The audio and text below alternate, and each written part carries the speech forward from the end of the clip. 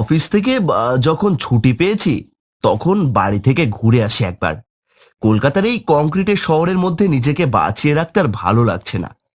আজ দুপুরের বাসটা ধরেই বাড়ির উদ্দেশ্যে রওনা হয়ে পড়ব। যেমন ভাবা তেমনি কাজ। অনেক বছর পর আজ আমি বাড়িতে ফিরছি, আমার গ্রামে। আমার গ্রামের নাম ধুমলিকর। দুপুরের পর পর এই বাসটা ধরে আমি রওনা হয়ে পড়লাম আমার গ্রামে।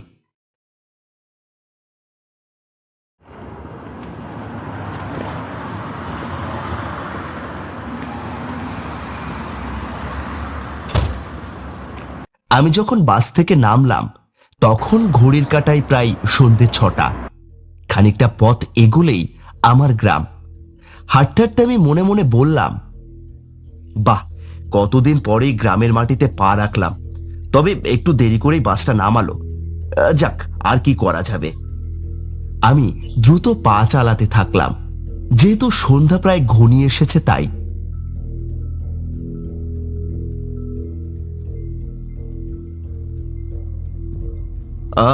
বড্ড তেষ্টা পেয়েছে। ব্যাগে তো জলও নেই, কি যে করি। ঠিক এমন সময় চোখে গেল বিশুদার চায়ের দোকানের দিকে। বিশুদা আমাকে দেখে হাঁক দিলেন, আরে সৌরভ নাকি? এদিকে আয়, এদিকে আয়। বিশুদা যে, তোমার চায়ের দোকানটা এখনো আছে এখানে? কথা বলতে বলতে আমি সেদিকে এগিয়ে গেলাম। তারপর বিশুদার দোকানে গিয়ে আমি কাঠের বেঞ্চটিতে বসলাম। তা তোর খবর কি? এতকাল বাদে বুঝে এই গায়ের কথা মনে পড়লো। আরে বিশুদা, আর বলো না। অফিসের এত চাপ, তার উপর মিডিয়াতে কাজ, বোঝোই তো। তা বাদ দাও, তুমি আগে আমাকে এক গ্লাস জল খাওয়াও তো। হ্যাঁ হ্যাঁ, দিচ্ছি।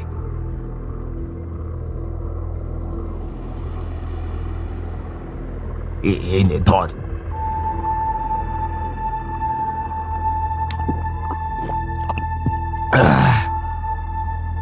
বড্ড তেষ্টা পেয়েছিল গো। বিশুদার দেওয়া জলটা খেয়ে আমি যেন প্রাণ ফিরে পেলাম। বড্ড তেষ্টা পেয়েছিল গো। তারপর বলো, সব ভালো তো?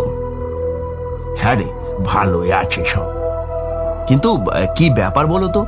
গ্রামের লোকজনদের সেভাবে দেখছি না যে। আগে তো সন্ধে হলেই তোমার দোকানে আড্ডা দিতে আসতো। হ্যাঁ, মানে আছে তো, মানে ওই আর কি। কেমন একটা সন্দেহজনক গন্ধ পাচ্ছি। আরে না না, তুমি চা খাবে তো? হলে মন্দ হয় না। এতদিন পর ফিরলাম, তোমার হাতে চা সহজে মিস করতে কি মন চাই? তারপর বিশুদার দোকানে চা খেয়ে গল্প করতে করতে ঘড়ির কাঁটায় কখন যে 8টা বেজে গেছে আমি একদম লক্ষ্যই করিনি। আরে দেখেছো বিশুদা, কি কাণ্ড! রাত 8টা বেজে গেল তো। কে কও সর্বনাশ! তুমি শীঘ্রই বাড়ি চলে যাও, আর থেকো না এখানে। আর আমিও বাড়ি যাই। আচ্ছা বিশুদা, আমি তবে শ্মশানের ওই শর্টকাট রাস্তা ধরেই চলে যাই, তাড়াতাড়ি বাড়ি পৌঁছে যেতে পারবো। একদম না সৌরভ, তুমি ওপর দিয়ে ভুলেও যেও না। তারপর আর শনিবার, ও শ্মশানের পথ মোটেই ভালো না। তুমি ওপর দিয়ে যেও না। আরে তুমি এরকম কেন করছো? কি হবে গেলে?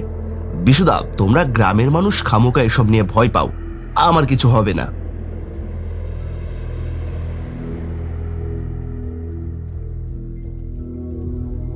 বিশুদার কথা না শুনেই আমি শ্মশানের পাশের পথ দিয়ে বাড়ি ফিরবো বলে ঠিক করলাম, কারণ ওই পথ ধরলে আমি অনেক তাড়াতাড়ি বাড়ি ফিরতে পারবো।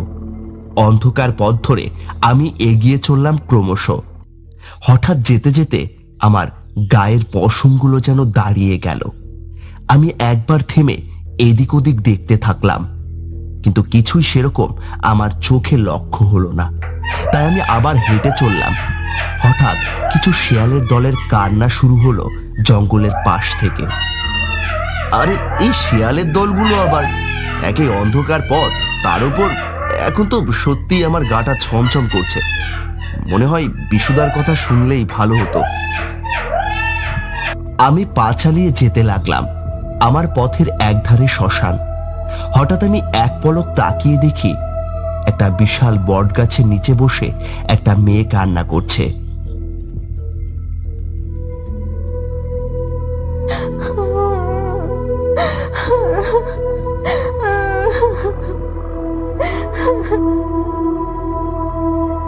আরে, মেয়েটির আবার কি হলো? এভাবে কান্না কেন করছে?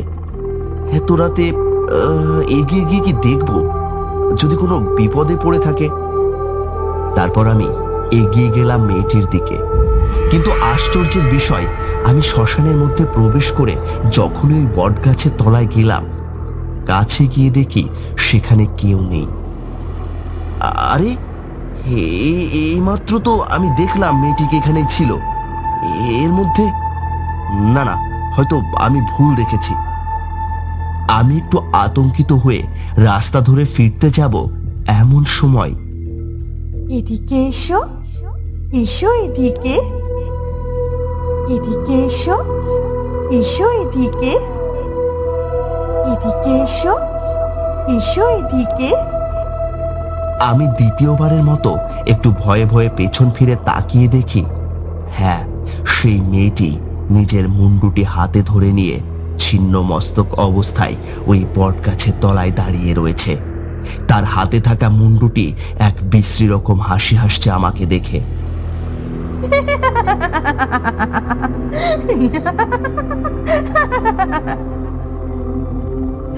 আমার জায়গায় এসেছিস, তোকে আমি ছাড়বো না, ছাড়বো না তোকে।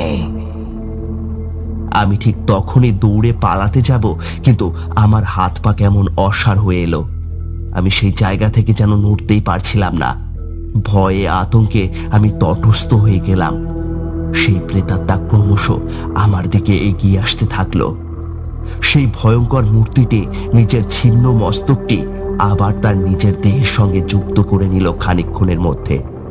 আমি এই দৃশ্য দেখে নিজেকে আর ঠিক রাখতে পারলাম না। তোকে জ্যান্ত খাবো আমি আজ, জ্যান্ত চিবিয়ে খাবো। আমি নিজেকে কোনো রকম ভাবেই সংযত করে দিলাম এক দৌড়। তবে খানিক দূর এগোতেই মাথা ঘুরে আমি অজ্ঞান হয়ে পড়ে গেলাম। সৌরভ তো ওই পথ দিয়ে গেল, কোনো বিপদে পড়লো নাকি কি জানি।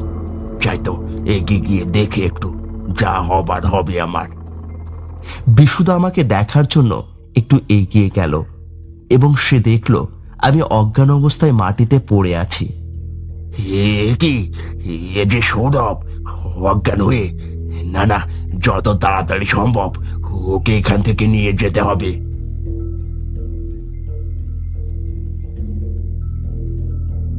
তারপর বিশুদা আমাকে তার চায়ের দোকানে নিয়ে যায় এবং চোখে মুখে জল দিয়ে জ্ঞান ফেরায়। যখন আমার সম্বিত ফিরল, না না, ও আসছে, ও আসছে, ও আসছে। না না, কেউ নেই, আমি আছি। তোমাকে উপর দিয়ে না যেতে বলেছিলাম। আমি আমি সত্যি এতটা ভয়ঙ্কর হবে বুঝিনি। তুমি যে প্রাণে বেঁচে গেছো এই অনেক। চলো, আমি তোমাকে বাড়ি অবধি পৌঁছে দিয়ে আসি। তারপর বিশুদা আমাকে আমার বাড়ি অবধি পৌঁছে দিয়ে আসে এবং তারপর ওই পথ দিয়ে আমরা আর কখনো যাইনি।